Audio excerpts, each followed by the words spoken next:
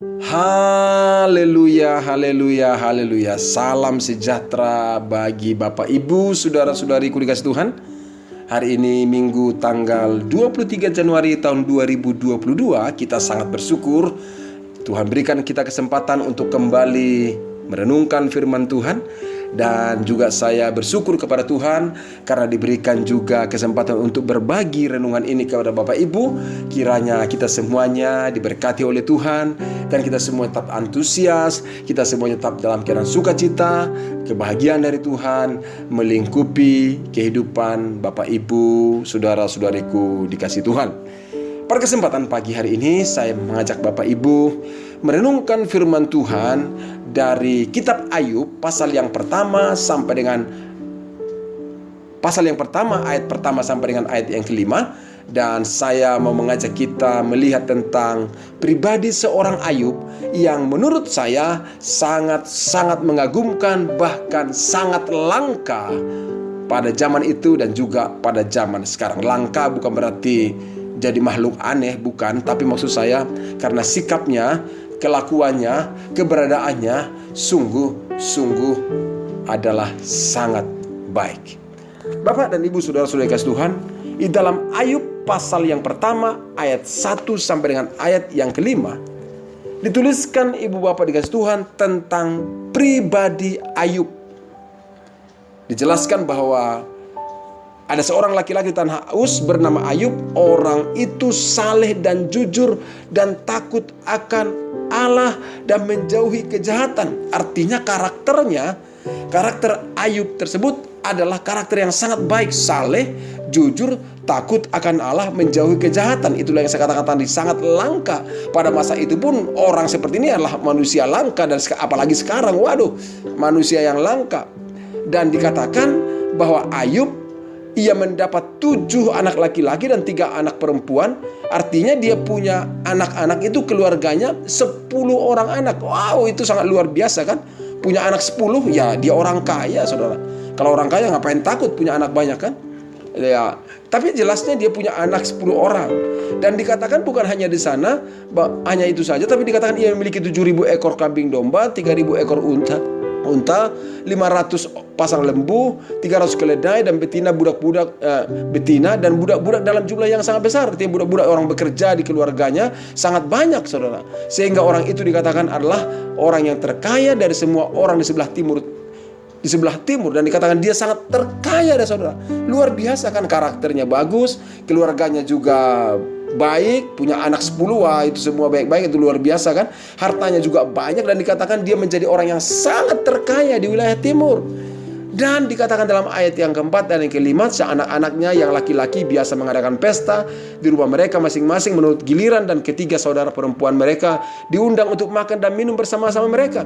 Ayat yang kelima dikatakan setiap kali apabila hari-hari pesta telah berlalu, Ayub memanggil mereka dan menguduskan mereka. Keesokan harinya, jadi artinya selesai pesta malam itu ada acara pengudusan lah dilakukan oleh Ayub begitu. Keesokan harinya pagi-pagi benar bangunlah Ayub lalu mempersembahkan korban bakaran sebanyak jumlah mereka sekalian, sebab pikirnya, jadi buat korban persembahan itu bukan karena pasti melakukan kesalahan, tapi pikirnya diduga, saudara, siapa tahu mungkin anak-anakku sudah berbuat dosa dan telah mengutuki Allah di dalam hati. Demikianlah dilakukan Ayub senantiasa. Artinya Ayub memperhatikan kerohanian anak-anaknya.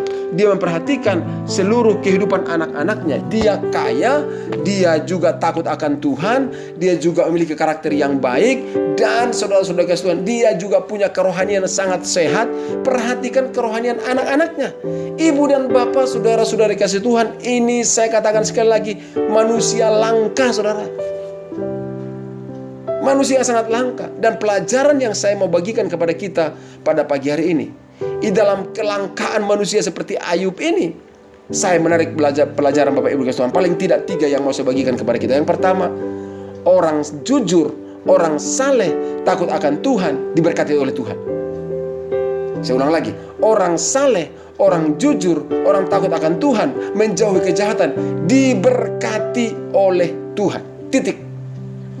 Jadi tidak betul kalau orang berkata, udah kamu jangan terlalu jujur lah, jangan terlalu saleh, jangan terlalu sungguh-sungguh dengan Tuhan, biasa-biasa saja. Karena kalau kamu terlalu jujur, kamu terlalu saleh, kamu akan miskin. Saudara, salah.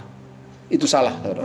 Karena buktinya Ayub saleh, jujur, takut akan Tuhan, diberkati Tuhan, menjauhi kejahatan, diberkati Tuhan. Ada orang berkata, udahlah, jangan terlalu serius. Hidup berkompromi dikit-dikit lah. Saya beritahu, apapun prinsip orang di dalam mengejar kekayaan atau harta apapun, itu urusan masing-masing. Tapi saya mau katakan kepada kita pagi hari ini, orang saleh, jujur, takut akan Tuhan, menjauhi kejahatan, diberkati oleh Tuhan. Tuhan pasti memberkati. Lihat Ayub ini, diberkati Tuhan. Kisah hidupnya dituliskan adalah tentang karakter yang sangat luar biasa. Dia diberkati Tuhan, bahkan terkaya di wilayah timur. Yang kedua pelajarannya bagi kita Bapak Ibu guys Tuhan, sebagai orang tua yang baik harus bertanggung jawab atas kerohanian anak-anaknya. Sebagai orang tua yang baik harus bertanggung jawab atas kerohanian anak-anaknya. Jangan buat alasan sibuk pekerjaan lah, sibuk pelayanan lah, akhirnya gak sempat berdoa untuk anak-anaknya, gak sempat berdoa untuk keluarganya, gak sempat mendoakan anak-anaknya, gak sempat melihat kerohanian anak-anaknya. Tidak ada alasan. Kalau sebagai orang tua yang baik, Ayub sebagai bapak yang baik, dia selalu mengambil kesempatan waktu selesai anak-anaknya berpesta, dia mendoakan anak-anaknya, menguduskan anak-anaknya. Bukan hanya itu, tapi pagi-paginya lagi dia buat korban. Siapa tahu, mungkin katanya, anak-anakku sudah berbuat dosa. Artinya apa? Sebagai orang tua yang baik, dia bertanggung jawab atas kerohanian anak-anaknya. Bahkan kalau saya lihat dari kekayaannya, saudara, Ayub bisa berkata begini, saya kan terlalu sibuk banyak pekerjaan. Orang kaya, saudara, orang kaya. Tapi walaupun dia orang kaya, punya kegiatan yang banyak, yang dikatakan dia sangat kaya, dia menjadi sangat terkaya, saudara. Dikatakan terkaya, bukan salah satu orang kaya. Dia terkaya, saudara. Alkitab mencatat itu. Tapi dia punya waktu untuk menjaga kerohanian anak-anaknya. Malam, setelah anaknya berpesta, dia memanggil semua anak-anaknya. Dikatakan 10 orang. Dan dia doakan, dan dia kuduskan semua mereka. Pagi-pagi dibuat juga korban. Siapa tahu anak-anakku melakukan kesalahan. Dikatakan pikirnya, mungkin katanya, setiap anaknya 10 orang anak, berarti 10 korban dibuat. Saudara, mempersembahkan korban satu saja kepada Tuhan itu butuh waktu yang banyak, apalagi 10, saudara. Tapi dilakukan walaupun dia orang kaya, sibuk, tapi dia memperhatikan kerohanian anak-anaknya. Bapak dan Ibu, mari kita memperhatikan kerohanian anak-anak kita. Tapi yang ketiga, Bapak Ibu dikasih Tuhan, yang saya lihat lagi pelajaran yang penting di sini adalah bahwa kita harus selalu berhati-hati, harus selalu menjaga agar kerohanian kita tidak tercemar. Kesehatan kerohanian kita, kesehatan kerohanian keluarga kita harus kita jaga supaya jangan tercemar. Yang dilakukan oleh Ayub, sikap antisipasi, ini saya katakan sensitivitas kerohanian yang sangat tinggi. Dia tidak melihat ada dosa dilakukan anak-anaknya, tetapi dia berkata begini, mungkin anak-anakku sudah berbuat dosa, mungkin mereka sudah mengutuki Tuhan, mungkin. Nah, artinya dia sungguh berhati-hati, dia menjaga. Dengar baik Bapak Ibu kasih Tuhan, Tuhan selalu memberikan hal yang khusus kepada orang-orang yang mengkhususkan Tuhan dalam hidupnya. Ayub mengkhususkan Tuhan dalam hidupnya, dan Tuhan juga memberikan hal yang khusus di dalam hidupnya, di dalam keluarganya. Maka dia diberkati dan menjadi sangat kaya, saudaraku dikasih Tuhan. Bapak dan Ibu, saudara-saudariku yang dikasih Tuhan, keberhasilan Ayub, berkat harta yang dimilikinya sangat besar. Tapi selain itu, kerohanian karakternya juga sangat mantap. Saya duga tentang kekayaannya semua orang membutuhkannya kan, semua orang inginkan, wah kalau bisa saya juga kaya seperti Ayub. Tapi saya beritahu, mari kita juga menjadi pribadi yang menginginkan tentang karakter yang dimilikinya. Maka pada pagi hari ini, mari kita kembali sama-sama merenungkan bagaimana sikap atau bagaimana kondisi hidup kita saat ini. Tentang kejujuran, tentang kesalehan, tentang sikap takut akan Tuhan, tentang doa-doa kita, tentang pribadi kita yang menjauhi dosa, menjauhi kejahatan. Kita yang menjawab. Apakah kita menjadi kompromi dengan dosa, malah justru kompromi dengan kejahatan, malah justru tidak takut akan Tuhan?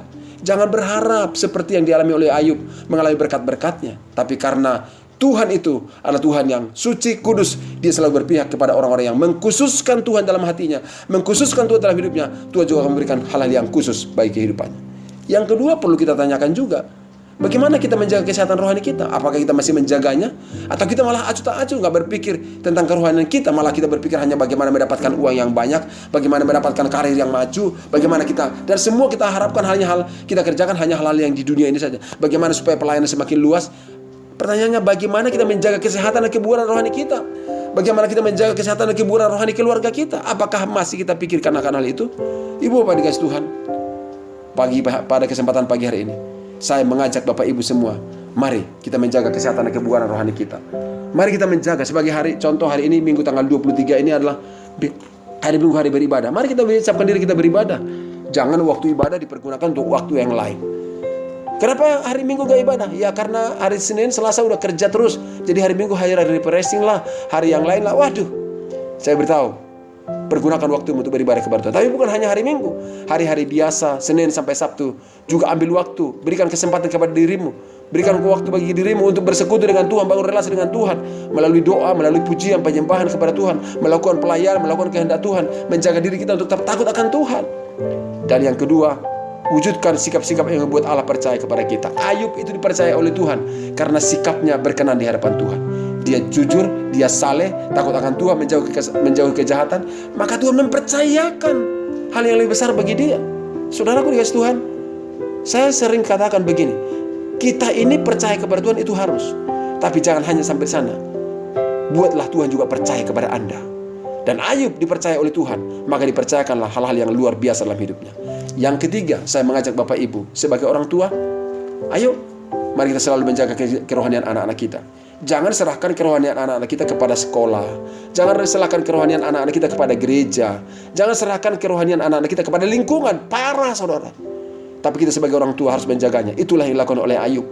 Maka saya melihat hal yang indah, hal yang baik Tuhan kerjakan di dalam kehidupan Ayub. Dan sekali lagi saya katakan, kalau Ayub diberkati oleh Tuhan, saya percaya semua kita ingin juga diberkati oleh Tuhan.